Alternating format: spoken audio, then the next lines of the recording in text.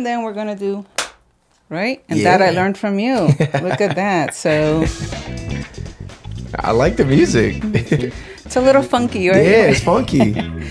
And welcome to the Attitude Lounge. Welcome, welcome. Today we have with us here the one and only, the greatest, Erik, the host, the creator, the writer, the poet. Yeah, many things. Oh my goodness, you're a multitude of things, and I'm so blessed to even have you here today. Oh, the pleasure's mine. Yeah, I appreciate you. I appreciate you. I was looking at, I always have that little survey sent out, and I'm looking through it, and I'm like, this guy just wants to make the world better. A better place for his children, a better place for his family, his wife, and to provide for them. Tell us a little bit about yourself and how you came about the creativity world, I guess. Dang, that was a great introduction. I'm sorry, I gotta give some props to that. That's okay.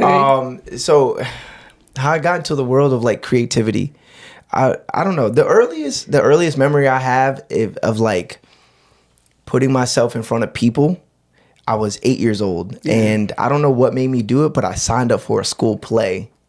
And, good for you. That's awesome. Yeah, and I don't know. I've always had this thing about theater and stuff, but it's not something I pursued during my life. Which, other than the school play when I was 8 years old, that was the first and the only time I've ever done theater.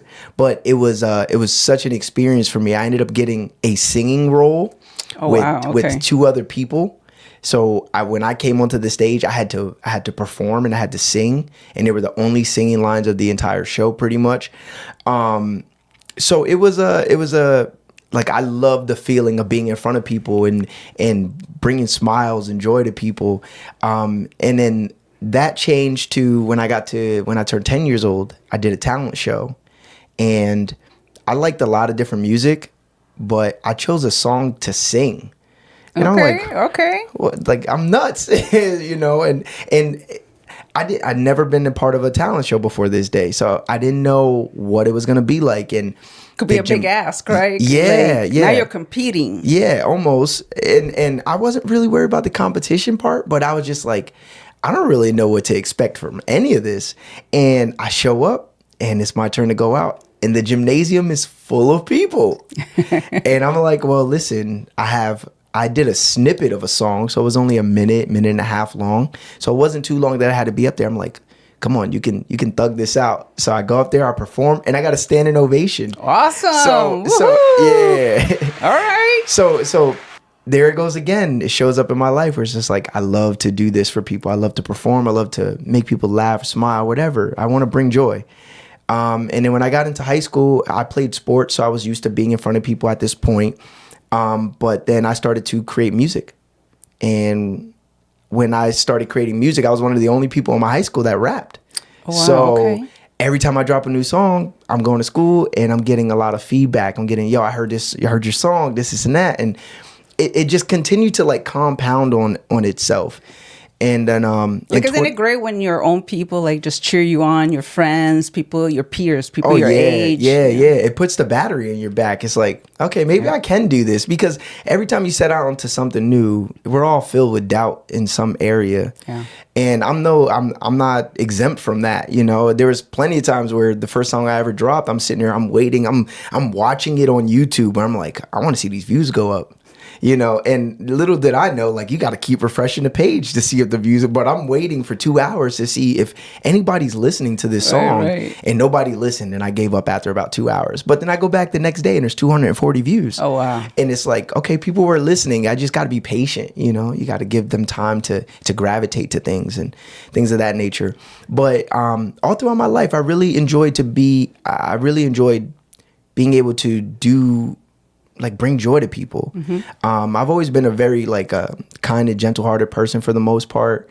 I grew up in an area where it was really, really tough, and I know a lot of the things that I had to endure I did not like. Yeah. So I've made it a mission to be the opposite of what brought me a lot of issues in life. Whether it's being a dad. I didn't grow up with a dad, so I just figured I'd do all the things my dad didn't do. And I didn't grow up in the nicest neighborhood, so I figured maybe the world could use a little bit more kindness. Yes. And so I try to reverberate that out into the world as much as possible, because there's enough BS in the world.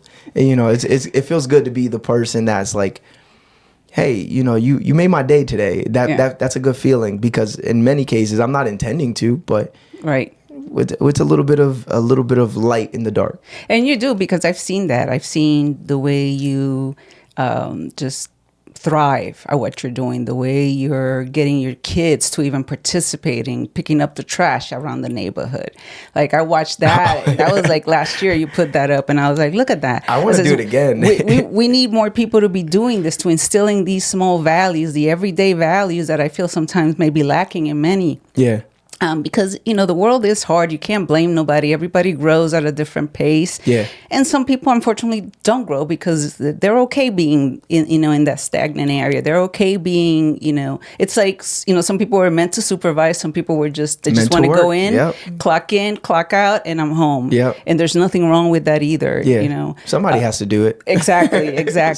Yeah. But yeah, I've seen you, in action, and that's one of the things I admired about you. So thank you. I try. The community work is big for me because I didn't grow up in the community, like my neighborhood. Like, I'm kind of lying now that I think about it. But not every area I grew up in had community. I'll say that. There were a couple of neighborhoods that I lived in where like all the neighbors knew each other. The mothers on the block looked out for all the kids on the street. Right. If I got in trouble around the corner, and one of my friend's moms knew about it, she was calling my mother. They were having conversations that we didn't even know about as kids, like in community in that sense, yeah. But like as far as like, going outside and seeing people clean up our neighborhoods, no. Yeah. And those weren't things that like were really enforced, but like we drive through our neighborhood today, and like let's just say I go into Center City, Allentown, and we're driving through and I got my kids in the car. My kids do not hesitate to say, this looks dirty over here, and for them to be 4, 7, and 10 and be able to notice that hey, this looks vastly different from where we live at. It shows that like these kids are a lot more conscious than we probably give them credit for. So with that in mind, we have to be cognitive of the fact that they're always watching. Yeah. They're always watching us in everything that we do. So if I'm taking that, and I'm like, okay, when I'm just at home and I'm eating a bunch of junk food, they're watching. When I throw a chicken bone out the window, they're watching. You know what I mean? So I've always wanted to be the person that could help either contribute to a community that is already built or be someone to help instill community to communities that do not have that. Because I know that it's important. You grow up in an area where you don't really feel support. You don't see support. You see that people don't care about where they live at, and it's trash and it's abandoned houses and things like. How do you get anyone to care about any of that? Right. It's nearly impossible. And then we talk about the mindset of like, some people are okay with just the clocking in, and it's because they're used to this is better than what they're used to, and what they're used to is shit. Yes. Yeah. So anything is better than that. Right. And it's just, and what I don't want to see is that like people are hopeless. Like we have power as individuals. It's not much because we're individuals, but together we're a force. Can definitely grow. Yes, yeah, absolutely. So it's just like a matter of like, I want my kids to see, all right, yeah, we didn't make this mess, but we can be part of cleaning it up. And no, we can't clean up every part on the east side, but 2 blocks, we can do 2 blocks. And maybe 5 people who drive by and see us, they might be more inclined. Or maybe the people on social media see it and they might be more inclined. And it's just, you never know where the seeds are being planted when you put those things out, but you just hope that somebody's covering it with dirt. Yeah, and it's true what you say about kids, I mean, the thing is, they know when you think they're not even watching or listening, they are. 2 weeks later, they're like, oh, but you said. Yeah, you wasn't supposed to hear that. Right? But, one thing that I think that has brought you to be the man that you are today is those experiences also that you had, that you kind of like, you were outside of your comfort zone. So you went in and were in a play. And there's something to be said about, just being active while you're in school. because I think it promotes just more confidence in I agree. kids. You know, you can do this. You know, hey, you won, or hey, no, you tried all you could do, but you gave it a good try still, and that's what matters. You didn't win this game. Effort is also to be applauded. Yes. Like, I'm really big into wins and losses because I think it's just like the male in me, the masculine in me, where it's like, I want to win. I want to win as much as I can. But I've also taken a lot of losses, like, you know, to learn how to win and also to learn how to lose. Like, that's a part of it. Right. And effort, even though you come up short sometimes, effort should be applauded. Yeah. I'm big into that. Yeah, no, I totally agree. I think nowadays we don't do enough. And I mean, even my generation, I'm Generation X. And I think, you know, our generation has a vast, like, timeline of having children, right? So there could be, you could have had kids, you know, that are now in their 30s, but you could also have kids that could be 10, years old. And one of the things I feel like Generation X has done is, you know, we've been doers and we've been great at it. Yeah. But I think sometimes we might not have allowed our kids to be great. And then if you do everything for children, I think they don't get to have that experience about, oh, I did this. Yeah. And not only did I do it, I was okay. Yes, I was nervous, but I was able to execute it. And hey, can we try it again? The other day I watched a video of a mother who said, you know, I need to teach my 7-year-old how to go into Chick-fil-A and order. I seen that same video. He was like, Mom, I want to do it again. Yeah. Exactly. Yeah. It was she was all nervous. She couldn't see him from the window. Yes, which sometimes is like you said, we don't know how the power that we have and how great we can be. Yeah. And even, you know, as parents, trying to get your kids to be able to go and order a meal on their own and give the right change and get the right change back. Little things like that are the things that you could do. Give the kid a chore. Yeah, some responsibility. Responsibilities go a long way with kids. Kids like responsibility. They might not like dishes or trash. Might not do a good job at it. Yeah, that too. Yeah. But they might not like the nasty, dirty stuff all the time. Maybe if it's like, hey, I need you to help me, you know, maintain the garden this week. They might enjoy something like that. Or, hey, will you help me clean out the car? Like my son the other day, our car was a wreck. Our car's pretty much always a wreck because I have 3 young kids. And my youngest son, he is a tornado. Whatever he touches, it ends up everywhere but where it's supposed to be. So my son, I was like, listen, I'll clean the car, but I'm not cleaning y'all's space. Y'all sit in the back seat. I don't sit in the back seat. I'm leaving that for you guys. Well, my youngest 2 kids never want to clean up after themselves. So my youngest son, my eldest son, he gets fed up with them. He's like, look, I'm just going to clean the car. But when I say throw your stuff away, I want you to throw it away. I'm tired of cleaning up after you guys, you know? And he did a phenomenal job. Yeah. But yesterday, my youngest son gets in the car. He has a pack of Oreos. He drops it right on the floor. And my youngest son, you would have thought he was dad by the way he was going in the back seat. But he takes pride in it. Right. I gave him the responsibility, and he took pride in it. Yes. And now he also is cognitive of the fact that I can't mess up the back seat because if I do, I'm responsible for cleaning it. Right. So kids handle responsibility well. I think it's us as adults who are a little bit afraid to kind of give it over. Like, how are they going to handle it? How are they going to, is he going to be nervous about it? Does he need me? And I get it. Like, we all come from like trauma in some degree. Sure. And like, we want our kids to be safe and we want them to be good. Right. But it's like we only get 18 years with them if we're lucky. Yeah.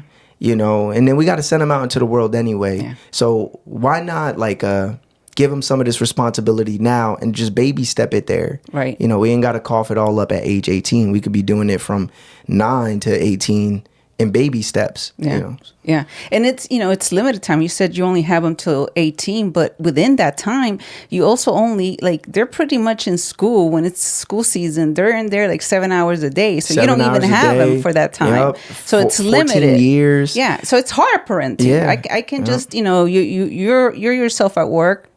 Your kids come home after 7 hours. Yep. Now you have to, you can't turn yourself off. You're on. Because they haven't got to experience me. They got to experience school and their teachers, their friends, their peers, but they haven't gotten to deal with dad or mom. Yeah. So you always got to make time and energy for that as well. Yeah. But I love that part because I think kids, and it's not about making kids do work. It's about giving them the responsibility so that they know what it's like to shine. Tools. Yeah. Tools. Yeah. They need as many tools as we can give them. Like, you know, just imagine a maintenance man bag. You don't want it to be so heavy. You don't want, so that way he can't carry his stuff around, but you also want him to have everything that he needs in there to get the job done. Correct. And then whatever else he wants to throw in there, like he got some extra wire after the job is done, then he can put that in his bag. But us as parents, we just need to make sure they got screwdrivers, pliers, you know what I'm saying? Like measuring tape, all the knickknacks and essentials, you know. Yeah, all the tools that they're going to need to be successful, you know, at least, you know, in their eyes and in your eyes, right? Because success is measured in so many different ways. Yeah.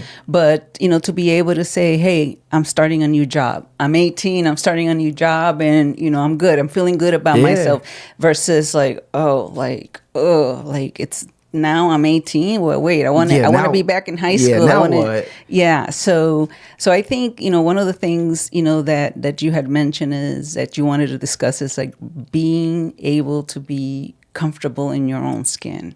Oh yeah, that's a big one. Yeah, but it's a big one that actually can set the tone for how you are in the future as well. Oh, for sure. Yeah. Especially when going back to the tool analogy, especially when they have the tools, there's not a what's the word I'm looking for? Like within yourself, there's no uncertainty, right? Because you're prepared for the moment. You're prepared for when people say shady shit to you, so that way they can make you feel bad and get you off your game, or you're prepared to hear no at some point in your life, you know, and how to bounce back from not getting what you want. Yeah, so in many cases, my mom prepared me for a lot of things, but she also didn't prepare me for a lot of things. Right. And I still give her all the credit in the world, because I don't know how as a woman you prepare a young boy for manhood. It's pretty much an impossible task, but women do it every day. Women do the absolute best, you know, and my mom's included in that.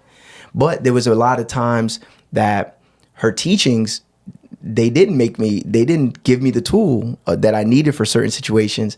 And then I have to learn that right there on the spot. Yeah. And those are hard lessons, right? Yeah. They're super hard. I know I've had to learn quite a few, and they don't stop coming. No, it's all the time. As you get older, they don't stop coming. Mm-hmm. So, you know, I'm still learning. I feel like now at age 59, I'm in a place that I can say this is like the most comfortable I've been in my skin. This is like the most confident. I can see things, you know, mm-hmm. I can project things, you know, I can say no now to all the things I need to say no to. That's a big one. That's a big one. Having the confidence to say no. Yeah, and still learning, because you want to be that friend that's available to go to all the parties and all the celebrations. But at some point you got to be like, well, no, I can't do that. And I hope you would understand that I can't just, you know, I can't do that. No hard feelings. No hard feelings, right? But I feel like I'm still learning, though. I feel like I don't know that I could ever be 100%. I'm still growing, and every little bit, every interaction that I have with someone new, I learn something from them. And that's one of the things I like about podcasting. And you mentioned something similar out of, you know, all your creations, right? You're a writer, you're a poet, mm-hmm. you're a musician. And you also have Dope Individuals Only podcast. Yes. And you can be, you're on Spotify, Apple, and YouTube. In YouTube, yep. Yes. So definitely support this young man. Go check it out. She's on there too. Yeah. He's you know, his podcast fits him. He is dope, the dopest. Thank you. So, but yeah, what are these connections like for you? I know for me, I'm still like taken back a little bit. I'm like, oh my God, what am I going to learn about this person? But it's so much fun to be able to learn. Like I've always been, you know, I ended up in education and higher ed, and that's mm-hmm. where I retired from. But I've always been, it's so good to be in the opposite end now. Like I just want to learn from people. Right. Yeah. I think learning from people is one of the most fun ways. Like there's a million different ways we can learn, but hearing personal testimony, and then their personal testimony also having the results to show for what they're speaking on. Not only is this like a testament to, hey, these things are possible, even despite where you come from, who you are, what you look like, but also it's just like, like, wow, you could have been anywhere in the world, but you're here with me right now. And you're telling me of all people, you know what I'm saying? And I kind of, that's pretty much like always the feeling that I have when I go into a new podcast with somebody that I don't know, somebody I met or I was referred to, or they found me, where I'm always like a little nervous about it, where it's like, damn, what are we going to talk about? What if it goes stale, this and that? But then you get in there and you get to look at a person and you get to listen to them as they speak, and they're speaking on things that they know and are true to them. And you're like, wow, this is incredible. Yeah. I'm lucky to be able to do this, right, because they didn't have to. They didn't have to at all. But they made the time for this. And, you know, and I'm grateful for that. We get a lot of things back. Time is the only thing, the most valuable thing, and we don't get it back. Absolutely. So it's I'm there just with like, you. Yeah, it's, you know, it's almost like a breath of fresh air, because when you do learn something, you get to figure out how you can make it yours now. Yeah. Yeah. Like, be there. I think it's important to sometimes like just be there in that moment. Yeah. You know that this moment, it's not going to repeat itself, Yeah. right? Even if we come back and I say, oh my God, something happened to the recording, Erik, help. The conversation is never the same. The conversation is never the same. And so you have to value that. And I think it's almost like value the small things in life. I look at like little chats, you know, getting together as those kind of valuable times, because everybody's also busy. You know, that's a fact. You're busy. You're an entrepreneur as well with your wife. So you're busy. You're busy, you know, performing a song that you wrote or poetry. You're busy, you know, chatting, you know, on your channel with somebody else. And so I was like, yeah, you have to be grateful for that. You have to be grateful for the people who in turn are there cheering you on, because if you made time for yourself, I feel like you're cheering me on. Yeah. You know? Yeah. The time is so, especially like somebody like myself, where it's like, I would love to have time for everything and everyone, be able to help everyone do everything, but it's impossible. And even when I fill my schedule up to the T, you know, I still risk burnout. Yeah. You know, and then even though I did plan for it, now I've done worked myself to exhaustion. Yeah. And it's like, I need a recuperation day. Yeah. So any time that I get from anybody else, I'm always grateful for it, because you didn't have to. Yeah. And I know that it's tough to make time for certain things. Yeah. You know, so. No, that's deep. And in that turn, you know, when you're trying to give yourself some time, right, to recuperate, because we all need it. You know, I think I'm in a better position now because I'm retired, and one of the things I do to stay basically functional with some of the things I have going on in my body is to be able to dedicate time to ourselves. And I think that's something that we don't do as often as we should as individuals. I agree. You know, as leaders, you know, you don't. And that's where that I'm going to fill everything to the top. But one of the things that I there was a video I watched the other day and talked about parenting and all of that. And they're like, you know, don't be so hard teaching kids on what you want them to be, because kids are watching you. And this goes back to what you were saying, right? Kids are watching you, so they're going to be a product of what they watched and what they saw. Yeah. So, you know, keep doing all of that. You know, send them to a store, even if you're around the corner. Send them to return something. My mom used to do that. Yeah, my mom too. I was 9 years old, and she would go to that window and return this, and I'd be sweating, and you know, I'm an introvert, and I'd be sweating, and I'm like, what? I have to talk to somebody. I have to tell them what I want.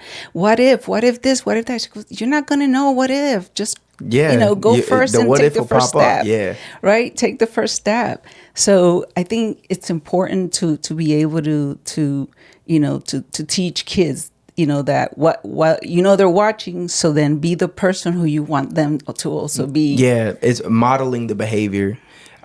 Big shout out to Jeannie Garcia. She said that a couple years ago, and I was like, how do you think we help these kids? And she was like, model it.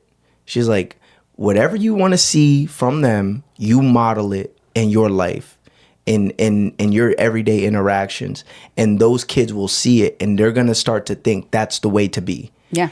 Just the same way we smoke cigarettes in front of kids, and then you got 15-year-olds skipping a class to go smoke a cigarette across the street from the school. We could be modeling other behavior as well. Sure. You know, so it's just a matter of realizing that we have choice in this. Yeah. And then the back to, you know, being comfortable in your own skin is doing things that are true to you. You know, it's very easy to model behavior that is true to you when you are behaving like yourself, acting like yourself, and not doing things that are uncharacteristic or natural to yourself.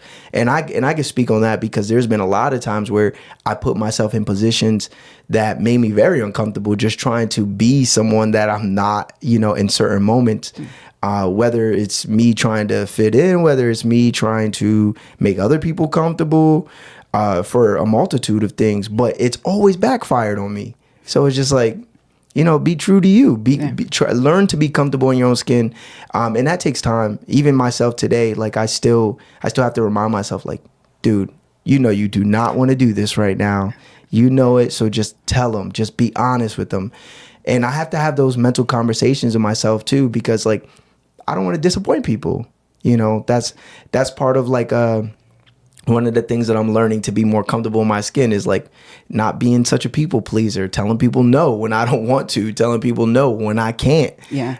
When it's just going to stretch me too thin, I might have a window, but you know, maybe I could use that 20-minute window to just sit and breathe for a couple minutes. Yeah.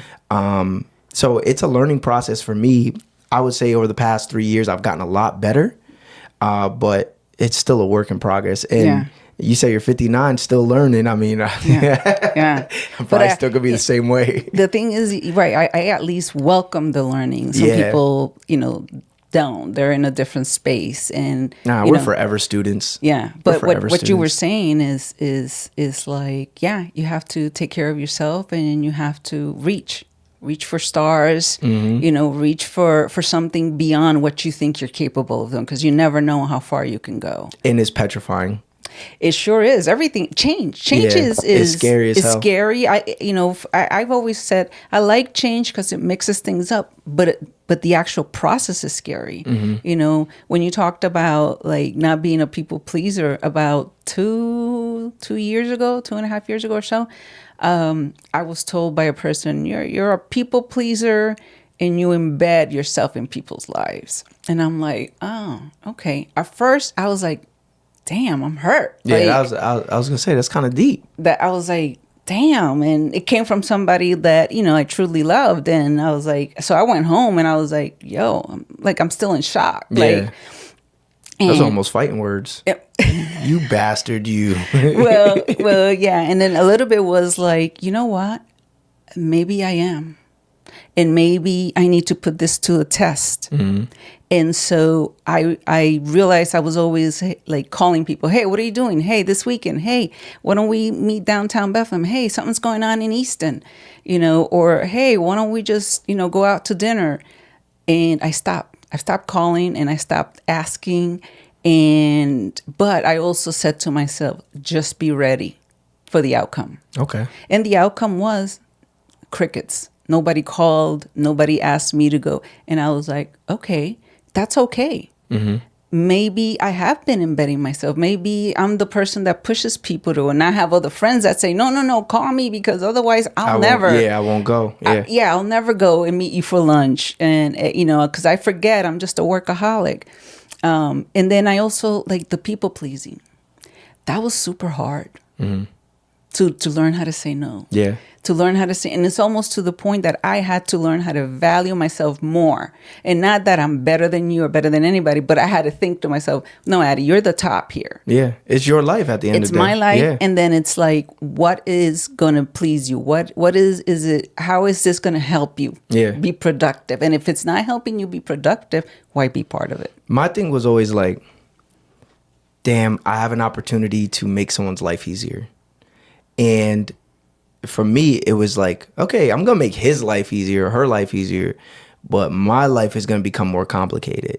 And for many years, I just like blindly jumped into the fire. I'll figure it out. Yeah. I figured out everything else. I'll figure this out too. I want to help. I want to make their life easier. And then like when it started to make my life hellish is when I was like, okay, this is not going to work anymore. You know, and then like for me, it started to show like, people's true colors. Like how you said, like I stopped calling and then I didn't hear from nobody. It was like, okay, were we really friends because, you know, we really wanted to be in each other's lives, or were we friends because I was the only one making sure that we even spoke or spent time together? And then it for me, it made me feel a little like bitter. Where it's like, you know, fuck you guys. Because I was doing this out of the kindness of my heart and out of the love for you guys. But like, you guys don't even care enough to check on me. Like, one of the big things is everybody thinks we're fucking rich. Everybody thinks me and my wife are rich.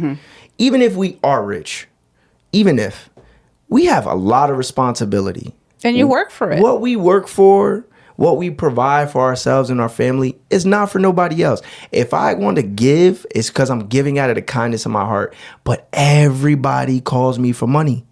And we're not talking about 20 bucks. We're not talking about 15 bucks. Sometimes it is that.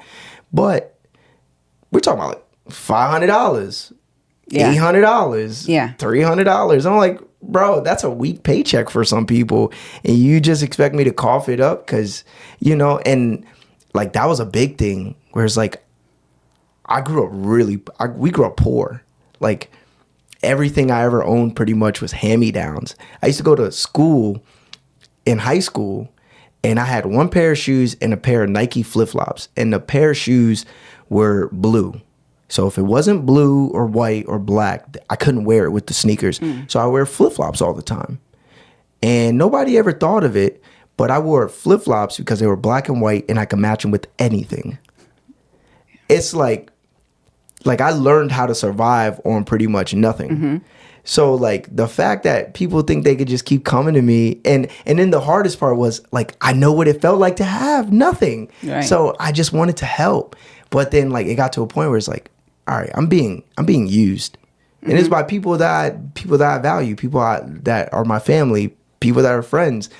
And it's just like, all right, I can't do this anymore. Because then when I would ask questions, like they would get defensive about things. Yeah. And I'm like, hold on, wait. I should be able to ask where my money's going. Like, you know, even the government's going to tell me, even if it's bullshit, but like even they'll tell me where the money's going. So I don't know. I realized like it was more to my detriment than anything. And I was like, I have to change this behavior. And it's very hard for me because I genuinely care about people. Like, I don't even got to know you from a hole in the wall. I genuinely care about people. Like, seeing when people are going through rough times, like, I know what it feels like. I want to help in some way. Like, even if I could point you to the person with the right services for you, like, I want to help. So, I don't know. It's a gift and a curse in many aspects. Yeah. No, I hear you. I feel like I grew up in a household that my mom was that person that everybody was calling to borrow money or borrow this or borrow that. And, you know, at one point I was like, you know, as I got older, you know, I said, Mom, what if I would ever be in a situation that I need to come to you? Now your credit is tied up because you help somebody else. Yeah, you co-sign that. And I said, at some point you need to start saying no to all of that. And here I'm your daughter, and you know I know that you'll be there for me, but now you have a valid reason to tell people, well, no, you know, I don't want to tie up my credit. I have my daughter to worry about. Yeah. That makes a lot of sense too. Yeah. I mean, not that I ever put my mom through any of that, but who knows? Who knows? You know, yeah. I just felt like, but what I did was I acquired that behavior too, about lending money to people, and I never asked anybody to like, I wouldn't ever go to you and say, Eric, I need $20, or, oh my gosh, no. I would like stop eating. I would need to do whatever I need to do. Like, I would never ask anybody like that. So, but people would come to me, so I can understand what you were saying. And I learned that from my mom. Like, my mom, we were always struggling. Like, I remember times where our hot water got cut off in the winter. We had to boil water and then mix it with cold water and then take a bath. Our lights got shut off, you know. By the time I got to fifth grade, from first to fifth grade, I had been in 3 different elementary schools. Like, we moved a lot. I went to 2 different middle schools. So, like, it worked out for me as far as, like, people knowing me. because I lived in a lot of different corners of this town and city, but like as far as stability, it didn't provide no comfort in that area. Yeah. But my mom was one of those people where she couldn't say no to people, and even to this day, my mother's still like that to some degree. Like, oh, I just lost my apartment. I need somewhere to stay for a couple of days. I go in the house to come visit, and there's somebody sleeping on her couch. Yeah. When I was a kid, it was always like that. There was always somebody sleeping in our house, maybe coming there we're holding their clothes for them while they're trying to work some things out. Like, and then my mom always ended up with the shitty end of the stick. She always ended up like, they told her they were going to give her $50 at the end of the week. And now they're in a full blown argument over $50, and she helped them out all week. And that's all she was expecting for it. And like, I learned a lot of that behavior from her. Mm-hmm. And then like today, now that like I realize where some of my issues are, and I be trying to like, yo, Ma, tell them no. Like, do not, even if they say they're gonna give you $300, tell them no. You don't want their help. Yeah. And you don't have help to give right now. You don't. You just asked me for $50 last week or something like that. And I ended up like, I had to pick you up from work. Like, you don't have no room to help these people. You can't help them, Mom. And like, even to this moment, like, she has such a big heart where she don't want to tell people no. But I be telling her ass no now, and then she be telling them no. Yeah. But yeah, you have to look out for your mom too. Yeah. And it's, they have to learn, also how to say that, because they haven't been used to. It's hard. Yeah. It's like really my mom, hard. I'm an only child, but I always say I didn't grow up alone, because there was always something every weekend. My mom cooking, like her siblings coming over with my cousins. And so it was a busy in and out home, as well as when people visited, like when my grandparents would visit from Puerto Rico or something like that, there wasn't no like you're staying at a hotel kind of stuff. Like, it's you like, stay with family, yeah. Even if I had to That's like sleep fire. on the floor, like, here's a quilt, here's a pillow, and then my grandparents get your bed. You weren't even thinking about it. You were like, I'm gonna sleep right on this floor, and then nobody's gonna complain about anything. No, it was fun. It was fun. Yeah. So, but yeah, I could see how I acquired some of that, to the point that at one point I loaned somebody money, and then it took me years to get it back because it was substantial. And I believed in this person, and and then when this person finally did like pay up till the cent, they wouldn't pay all, because it was a loan I made. They wouldn't pay all the interest that I had to pay for in those years. They thought all they owed you was for the money that they borrowed. And you have no idea. It's like, bro, you took me 10 years to get my money back. What you mean? Yeah. And so I feel like, okay, that was a very big lesson learned. And so, it's like nowadays I have to think about, like, obviously if I run into this person, no, I don't really like have anything to say to you. Like, it's just like, it's not so much that I'm mad at you. It's just, I don't want nothing to do with you. Yeah. It's just like there's the level of disrespect, and you can't make that up. Anything wrong with that. I really don't. For the simple fact being like, you took advantage of me. Pretty much. You took advantage of me. You took advantage of our relationship. What it is, right? And I don't wish you no ill will, but yeah, we don't have to converse. We don't have to, like, you want to know how I've been? Oh, well, not as well as you, probably. Yeah, you over there living fat off me. But all those lessons, unfortunately, now everybody after that has had to suffer, because I think of me, even if I have a little bit of money, I have to think, what if there's an emergency? Sorry, I can't give you what I don't have. And one of the things I've learned is, and there was another video I saw about this educator teaching a bunch of young boys how to like not give, giving what you don't have. So basically, you could only give if your glass is overflowing. Because if it's overflowing, then you have extra. But if it's only halfway, then and you feel it, then you're giving somebody else half of what you have, and you're only surviving on half. Did you ever have issues with feeling like you not giving was you being selfish? Yes. So that's part of the thing calling, like, that I had to learn about saying no, because I like in December, throughout like November and December, like, there were things happening. I had friends whose a parent had passed away or so.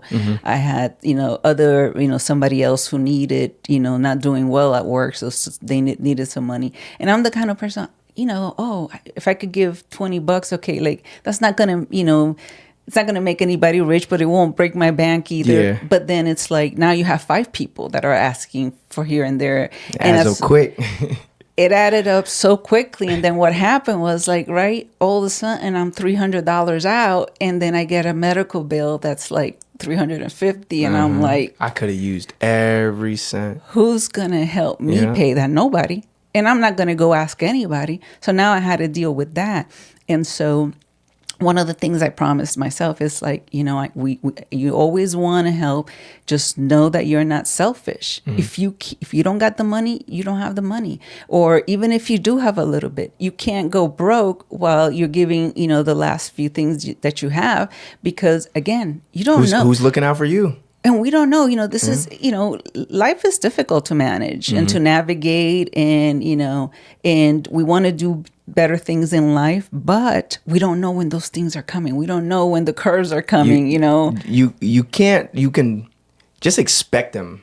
Yes. Just expect it to happen. Yes. It's not necessarily planning. It's a great word, yes. But you can expect it. It's just a matter of when. When, not exactly. If. Yes. So I understand that wholeheartedly. Like last year, my wife and I, we had 2 big like emergencies that happened, and we didn't tell anybody about them. But they were massive. I went out to a podcasting convention at the end of June last year for the first time, which was a really, really cool experience. Highly recommend it. Yeah. Where was it at? In North Carolina. Okay. Charlotte, North Carolina. Nice. But we go out there. We end up, our flight gets canceled due to weather. So we got to take an extra day to get home. And it affected our business somewhat. But our children had to stay an extra day with their grandmother. A couple of days before we went out to Charlotte, we took our kids on like a little 2-day little getaway to Camelback Resort. And my youngest son, he ingested too much water from the wave pool, and he caught a stomach virus, and he got E. coli, and he was like pooping blood. Yeah. So he got hospitalized for almost 3 days. Yeah. And had to put him on antibiotics and stuff. Yeah, and they had to keep him there because he couldn't keep anything down for more than 2 minutes at a time. Like it was horrible. And it was really rough, like as his parents, to watch our son go through what he was going through and then not be able to do anything about it. But we incurred a pretty nice bill from the hospital because of it. And then 3 weeks later, maybe a month later, my son has a freak accident. The eldest one has a freak accident in our house. He's climbing up on our counter. He uses a chair to get up there. When he goes to get down, the chair slides, and the back of his leg, he loses balance, and he slides down, like straight down the counter. And on the back of his leg, our rod from the door went through the back of his knee. And they had to, luckily it missed all his main arteries and stuff, but he still had to have like a knee scope to clean out, to get the bacteria out. Yeah. And my son was hospitalized for 3 days, and he was on crutches and everything. Like, but there were back to back 2 months, and within 1 month, two of my children were hospitalized for multiple days. Yeah. And nobody knows. And for the people that did know, they didn't say, hey, do you need any help with the medical bills? Like, are you and your wife okay for this medical emergency? Like, nobody thinks about that, but they're always quick to ask. I actually wrote a song about it. It's called Raw, and it'll be coming out soon. But it's about like being misused and misjudged by people for what I'm no longer willing to do for them. And like I couldn't, and I never had like the stones to tell the people directly, because I love them, and many of them are family, but I put it in a song. So I know like whoever like hears the song, if they're family and they feel a way, I'm talking about you. It's like, right. Just at some point. Yeah. Unfortunately, not everybody feels a way, right? Because there are people who just don't see themselves, don't look in the mirror. Yeah, they're oblivious. And one of the things you talked about, not talked about, but that you mentioned in the questionnaire I sent you, was that you there's lots of things happening in this world, and everybody has different challenges going on. Mm-hmm. And one thing you want people to take away is just to be kind, or be kinder to towards one another. It's free. Yeah. It's sure free. is. Everybody loves something free. Being kind is free. Yeah. And you just never know. Like you know what you think you know. I say that line all the time. I've said it on my podcast a bunch. Like, we only know what we think we know. The dude that's cutting us off when we drive down the street, he's not cutting you off because y'all made contact at the light before. Right. He's not like, he might be cutting you off because he's on the way to the hospital because he just got a call from his wife, for all you know. And instead of you chasing him down to flick him the bird and curse him out at the next stoplight, like, let him go about his day. Like, you know, if he's just racing to race, you know what's gonna happen? One of three things is gonna happen. He's either gonna get to his destination just fine, but faster. He's either gonna get pulled over, or he's gonna cause an accident or be in one himself. But if you go ahead and you take it upon yourself to get your retribution because he drove past you fast, like, it's not going to change anything. So, like, just like being kind to other people it's not going to change anything in your day for the most part. You might feel a little bit better about yourself, like, oh, that was nice. I made that woman smile or made that man smile, but it don't really change anything for you. But you don't know what it does for them. Yeah. Like, you know, that person might have been on the verge of committing suicide later. He could have left a hardware store with everything he needed, and you stopped him for 2 minutes to talk with him, and it changed his perspective. Like, just because of the human interaction, you never know. And I've gotten those messages where, like, I remember one year, it was a 4th of July. We took my whole family down to Cedar Beach and to watch the fireworks from the stadium. And we were by the Sunoco on Hamilton Boulevard. Now, the Sunoco is on a street where it's on a slope. And this one gentleman, we're walking back to our car, and I noticed there is a guy in a wheelchair, and he's wheeling himself up the hill backwards. And every maybe 3 feet, he has to stop because he's not like obese, but like he's a bigger man and he doesn't have any legs. So like it's all upper body, and it's a nice little incline. And I'm just watching tens of people walk right past this man to their cars, get in, and drive off. And I'm just like, nobody's gonna help this man. And I waited. I told my wife, I said, listen, I don't want to go get back to the car.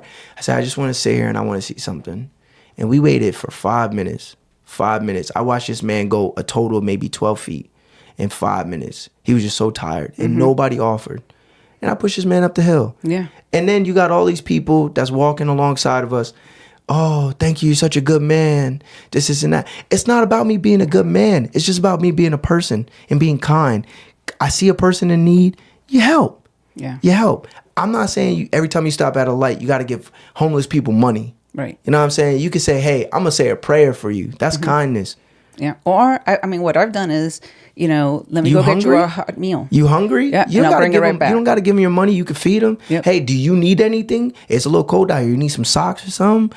You know, like that's kindness. It doesn't always have to come out of your pocket. Right. Kindness is free. Right. You know, whatever you want to do with your generosity, you can do that. So it's like, everybody loves to complain about the world, but what are you doing on an individual scale to make it more of like what you would like to see? Amen. How are you modeling what you would like to see? And you know, I have rough days, but I don't walk out into the world like my morning was shit, so fuck off. Yeah, barking at everybody. Yeah, barking at everybody, or everything is what you say to me, you know, like what's the sense in that? In many cases, it's only gonna further deepen the way that I feel about like my existence, my day, my existence. But like you go out, even when you're having a hard day, you go out and you give some kindness to somebody, you're probably gonna feel a lot better. Yeah. Because 9 times out of 10, they're gonna give that back to you. You know what I'm saying? Everybody loves to say karma goes around, comes around. But then stop treating people like shit and treat them kindly. And guess what? What goes around comes around, which is gonna be kindness. You know?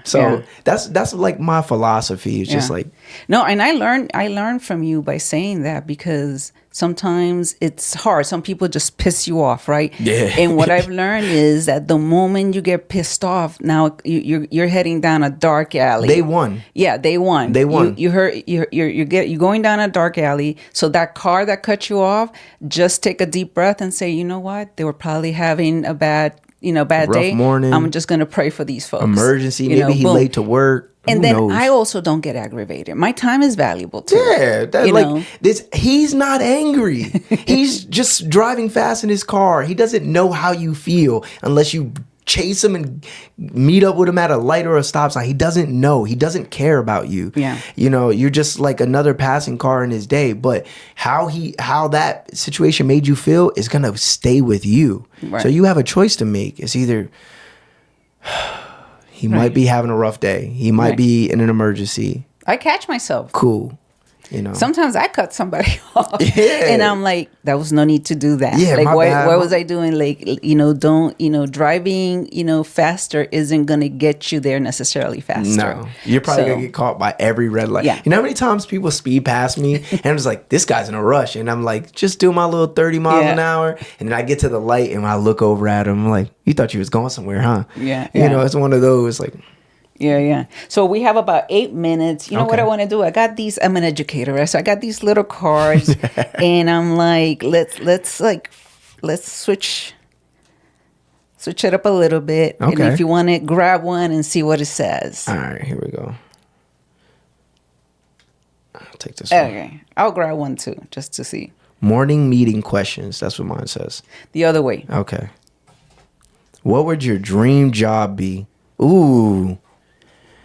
Honestly, I think I have a couple that I could see myself doing and living a very fulfilled life. I would say my first on my list is I would love to make a nice living off of music. Mm-hmm. I absolutely love music. It's my creative outlet. In many cases, it's my truest, most deepest, in-depth feelings that comes out into the music, and it's things that I would probably never be able to say to people in person. Right. It's a great way to express yourself. Yeah, Man. I might only know how to say it rudely or the way that it makes me feel if I was speaking, but musically I can turn it into whatever and have nuance, and I could tell a fictional story about the way that I feel. Like, it gives me a lot of different ways. So I would say first it would be music, and then second it would be something around the sport of football. Okay. And then third it would be podcasting. So if I could make a living off of one of those three things, I would be. So you're there. You're there. So what do you have? We got like 7 minutes left. What do you have like that's coming up that you want to announce for anybody, or just your handle so that people can follow you? Okay. So some of the things I got coming up, I did the Ultimate Streetwear Expo last month. Big shout out to Pat Simpson in Executive Charter School. Well, I met a gentleman there who is he's a teacher at the building, but he helps he helps set up all like the events that go on at the school. Okay. And we were talking. He came over to the podcast table and he offered me an opportunity to do the podcast at the Puerto Rican Day Parade. And I got to represent for my Boricuas because your boys are Rodriguez. I'm Puerto Rican as well. You Puerto Rican, so I'm gonna be down there with the podcast. Yeah, I'm gonna be down there with the podcast. So make sure if you down there, pop up. Come buy some merchandise, come say what's up on the camera, whatever the case may be. So come let me know you found me from here, wherever. I also got a show happening at the Sesh, music show happening at the Sesh, which is on the north side of Allentown. You can find that information on my social medias, in which I'll give you guys the handle soon. But I'll be performing 3 songs. I got a 10-minute set with a live band, live instrumentation. It's the first time I've ever done it with a live band, so I'm really, really excited. And then it's a small, you probably fit maybe 40 people max in there. Okay. So it's a very intimate performance, which is I love because you get to connect with the listeners and the crowd in a different level.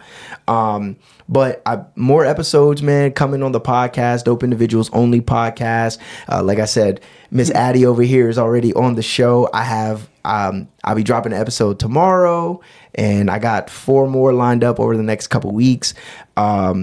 And then I got a book dropping at the end of this year. All also. right, yeah. Man. Congratulations. Thank you. Book writer, man. But before I came here, I was actually handling some more editing. It's called It's Happening For You. And it's all about how people how we don't really get to choose our circumstances, but everything that we go through in life, it's not happening to you, it's happening for you, for you to become the person that you're supposed to blossom into. So it's my personal story. It's a memoir, and how my experiences shaped me into the man I am today. So if you want to learn a little bit about me, you know, the book's coming out. But yeah, man, I'm just staying active with the music, with the podcast, with doing appearances, helping my peoples out, you know what I'm saying, supporting other creators.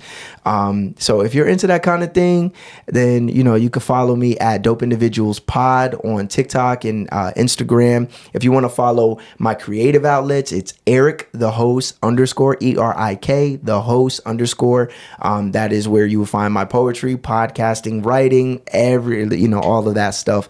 But yeah, man, stay dope, be kind to the people out there, and say no when you need to say no. Say no, lower your expectations of people. There's lots of happening, right? Yes. And life gets easier when you do that too. Yes. And try to do something at least kind once a day. It's free, so it don't cost you nothing. And 2, you are making the world a better place, whether you get to see it in that moment or not. I promise you are. So yeah, model the behavior you want to see of the world, of your children, of your coworkers, of your community. Model it, and then you will start to see it transform. And I'm speaking from experience. So yeah, ask yourself, if you haven't yet, like what do I do on a daily basis besides take care of my family to make the community that I live in a better place? Yes. Not only for my people, but for my neighbors, for other family members. We're all contributors. Yep. And as long as we all rolling in the same direction, progress is soon to be made. Yeah. So it might take 5 years, it might take 2, it might take 30, but we're rowing in that direction. Progress. Yep. Be patient, and in the meantime, while you're being kind to others, be kind to yourself. I really like these cards. These are cool. You. This is a really cool idea. Yeah. I was like, it's a good way to break it up. Yeah. Well, thank you, Erik, the host. Of course. I'm delighted. I'm so honored. Likewise. Everybody at home, take care of yourselves. Yes. Keep dreaming. Peace. The hours always fly by. Yeah. The hours always fly by. You